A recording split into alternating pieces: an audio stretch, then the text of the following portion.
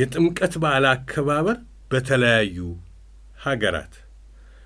ጥምቀት በግብፅ ኮፕቲክ ኦርቶዶክስ ቤተ ክርስቲያን ጥምቀት የሚከበረው ጥር 11 ቀን ነው። በዓሉም ከሰባቱ ዋና በዓላት አንዱ ሲሆን በዚህ ቀን መጾም የተከለከለ ነው። በዕለቱ ቄሶች የምዕመናን ቤቶችን በጸበል ይባርካሉ። ቤቶች ብዙ ከመሆናቸው አንጻር በጸበል የመባረኩ ሥነ ሥርዓት ከጥምቀት በኋላም ይቀጥላል። በጥምቀት በዓል ሸንኮራ አገዳ መብላትም ባህል ሆኗል ይላል። ጥምቀት ሩሲያንም የጥምቀት በዓልን የሚያከብሩት በኢትዮጵያ አቆጣጠር ጥር 11 ቀን ነው። በዚህ ዕለት ሩሲያውያን በቅዝቃዜው ምክንያት በረዶ በሠራ ወንዞችና ሐይቆች ላይ በመስቀል ቅርጽ ጉድጓዶችን ይሠራሉ። ውሃውም መስቀል በያዙ ቄሶች ይባረካል። በመቀጠል በስፍራው የተሰባሰቡ ምዕመናን ከዜሮ በታች በሆነው ቀዝቃዛ ውሃ ውስጥ 3 ጊዜ ብቅ ጥልቅ እያሉ ይጠመቃሉ። ይህንን በማድረጋቸውም ኀጢአታቸው እንደ ተሰረየላቸው ይቆጥሩታል። ሩሲያኑ በዚህ መልክ እየተጠመቁ እስከ ምሽት ድረስ በዓሉን በደስታና በጸሎት ያከብሩታል። በመጨረሻም ውሃውን ወደ የቤታቸው ይዘው በመሄድ ቤታቸውን ይረጫሉ። የተረፈውንም በቤታቸው ውስጥ ስንታመም እንጠጣዋለን በሚል ያስቀምጡታል። ጥምቀት በግሪኮች ዘንድ ቴዎፋንያ ወይንም ፎታ በሚል መጠሪያ ይታወቃል። የበዓሉ መጀመሪያ ዋዜማው ሲሆን እኛ ከተራ የምንለው መከበር የሚጀምረውም በቤተ ክርስቲያን ነው። በመቀጠል ቄሶች መስቀልና መልካም መዓዛ ያለው ተክል በመያዝ ከቤት ቤት እየተዟዟሩ ቡራኬ ይሰጣሉ። አሁን ቢቀርም ቀደም ባለው ጊዜ ግን ግሪካውያን ለበዓሉ ሲባል ፎቶኮሊቫ የተባለና ከተቀቀለ ስንዴና አተር የሚዘጋጅ ምግብ ያዘጋጁ ነበር። ይህ ምግብ ለከብቶች ሳይቀር ይሰጥ የነበረና በቤተሰብ ውስጥ በረከት የሚያመጣ ጤናንም የሚጠብቅ ተደርጎ ይቆጠር ነበር። በዋናው የጥምቀት በዓል ዕለት ቄሶች የክብር ልብሳቸውን በመልበስ በዋና ጎዳና ላይ ምዕመናን እንደየደረጃቸው በሰልፍ እየተከተሏቸው ወደ ወንዝ ወይንም ወደ ተከተረ ውሃ ያመራሉ። ይህ ሥርዓት በከተሞች በወታደራዊ ማርሽ ሳይቀር የሚታጀብ ነው። በስፍራው እንደደረሱም የዕለቱ ሃይማኖታዊ ሥነ ሥርዓት ተፈጽሞ ሲያበቃ አንድ ቄስ መስቀል በማንሳት ወደ ወንዙ ወይንም ወደ ተከተረ ውሃ ውስጥ ይወረውረዋል። ወዲያውኑም በርካታ ወጣቶች ወደ ውሃው ዘለው በመግባት መስቀሉን መፈለግ ይጀምራሉ።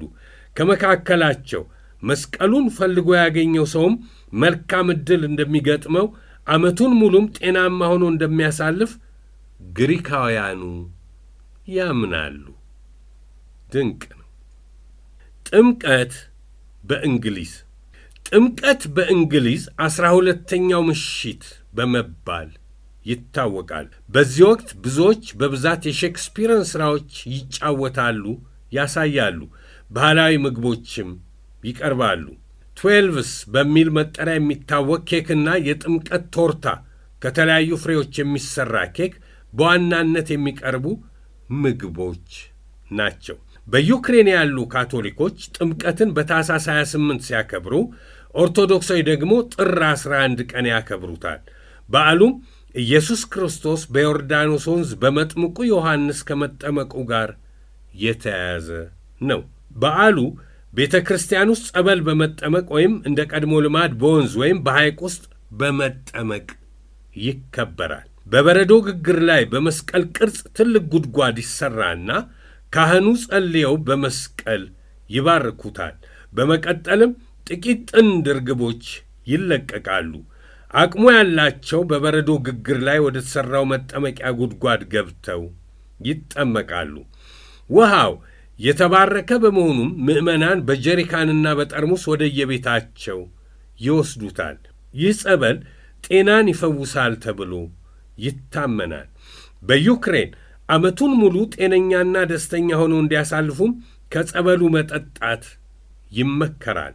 በዩክሬን በጥምቀት በዓል የተባረከውን ጸበል በየቤቱ ወስዶ በተለይ በየኮሪዶርና ጥጋጥጉ መርጨት መጥፎ መንፈስን ያስወግዳል ተብሎ ስለሚታመን ምዕመኑ በየዓመቱ ይህንን ይተገብራሉ።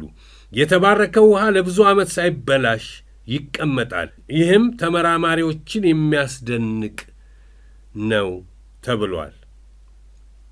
የአውሮፓ ሀገራት በተወሰኑ የአውሮፓ ሀገራት የሚገኙ የኦርቶዶክስ እምነት ተከታዮችም በጥልቁ ቀዝቃዛ ውሃ ውስጥ በዋና ውድድር የታጀበ የጥምቀት በዓልን ያሳልፋሉ።